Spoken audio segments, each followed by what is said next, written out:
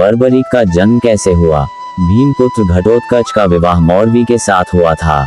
कुछ समय बीत जाने पर मौरवी के गर्भ से एक महातेजस्वी बालक उत्पन्न हुआ, जो जन्म लेते ही युवावस्था को प्राप्त हो गया। उसने माता पिता से कहा, मैं आप दोनों को प्रणाम करता हूँ। बालक के आदि गुरु माता पिता ही हैं, अतः आप दोनों के दिए हुए नाम को मैं ग्रहण करना चाहता हूँ। तब घटोत्कच ने कहा, बेटा, तुम्हारे केश बर्बराकार घुंघराले हैं, इसलिए तुम्हारा नाम बर्बरीक होगा।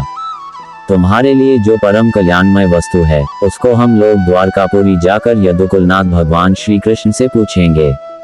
घटोत्कच अपने पुत्र को साथ ले आकाश मार्ग से द्वारका को गया।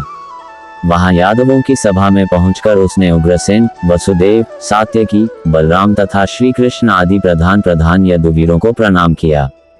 पुत्र सहित घटोत्कच को अपने चरणों में पड़ा देख भगवान श्री कृष्ण ने उसे और उसके पुत्र को भी उठाकर छाती से लगा लिया और आशीर्वाद देकर अपने समीप बिठाकर उनसे पूछा, हे राक्षस श्रेष्ठ, बतलाओ, तुम्हें सब ओर से कुशल तो है न?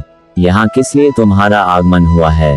घटोत्कच बोला, देव, आपके प्रसाद से मुझे सब ओर से कुशल ही है। आपकी बताई हुई स्त्री मौरवा के गर्भ से मेरे इस पुत्र का जन्म हुआ है।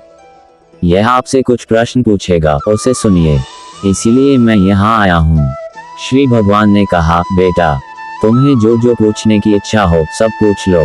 बर्बरीक ने पूछा, प्रभो, मैं किस क्षेत्र में किस देवी की और कैसे आराधना करूं?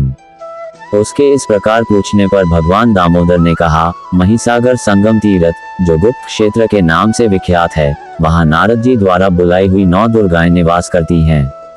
वहां जाकर उन्हें आराधना करो। श्री कृष्ण की प्रेरणा से वीर बर्बरीक ने महिसागर के संगम के गुप्त क्षेत्र में नारद मुनि द्वारा आमंत्रित मां दुर्गा के 9 स्वरूपों की आराधना की। 3 वर्षों तक 9 दुर्गा की तपस्या और आराधना से प्रसन्न होकर 9 दुर्गा ने बर्बरीक को प्रत्यक्ष दर्शन दिए और बर्बरीक को ऐसा दुर्लभ बल प्रदान किया जो 3 लोकों में किसी के पास नहीं है।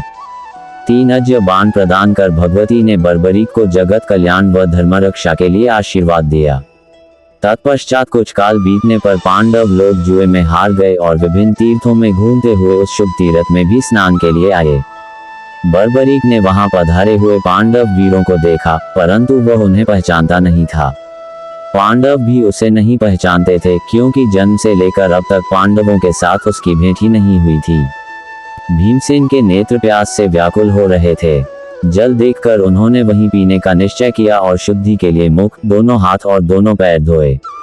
भीमसेन जब इस प्रकार पैर धो रहे थे, उस समय बर्बरीक भीम से बोले, ओ दुर्मते, तुम ये क्या कर रहे हो? तुम देवी के कुंड में हाथ, पैर और मुंह धो रहे हो। मैं देवी को सदा इसी जल से स्नान कराता हूँ। मल से दूषित जल को तो मनुष्य भी नहीं छूते, फिर देवता उसका स्पर्श कैसे कर सकते हैं? जब तुम इतने बड़े मूढ़ हो तो तीर्थों में क्यों घूम रहे हो? भीमसेन ने कहा, क्रूर राक्षसाधम, तू क्यों ऐसी कठोर बातें कहता है?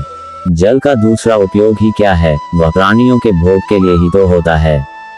इतने में उन दोनों में जल को लेकर बहुत बड़ा संवाद हुआ। दोनों एक दूसरे को तर्क वितर्क देने लगे। तदंतर भीमसेन बोले, कौवे की तरह तेरी काएं काएं कर्कश ध्वनि से मेरे तो कान बहरे हो गए। अब तू अपनी इच्छा के अनुसार यहाँ विलाप कर या चिंता के मारे सूख जा, मैं तो जल पी कर ही रहूंगा। तभी बर्बरीक ने ईंटें उठा ली और भीम के मस्तक को लक्ष्य करके फेंकना आरंभ किया। भीमसेन उसके प्रहार को बचाकर सरोवर से बाहर आ गए। फिर तो दोनों में भयंकर युद्ध आरंभ हो गया। 2 ही घड़ी में उस राक्षस के सामने भीमसेन दुर्बल पड़ने लगे। अंत में बर्बरीक ने भीमसेन को उठा लिया और उन्हें जल में फेंकने के लिए समुद्र की ओर चल दिया। उस समय भगवान शंकर ने आकाश में स्थित होकर बर्बरीक से कहा, महाबली बर्बरीक, ये तुम्हारे पितामह भीमसेन हैं, इन्हें छोड़ दो। ये तीर्थयात्रा के प्रसंग से अपने भाइयों तथा द्रौपदी के साथ विचरते हुए इस तीर्थ में भी स्नान करने के लिए ही आए हैं।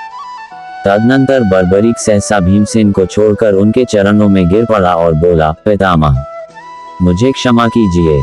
उसे इस प्रकार शोक करते देख भीमसेन ने उसे छाती से लगा लिया। भीम बोले, पुत्र, तुम वर पाने के योग्य हो, अतः ये शोक छोड़कर तुम्हें स्वस्थ हो जाना चाहिए। मेरी यह जानकारी आपको अच्छी लगी हो तो मेरे चैनल को सब्सक्राइब करें, वीडियो को लाइक करें और कमेंट करें। धन्यवाद। राधे राधे।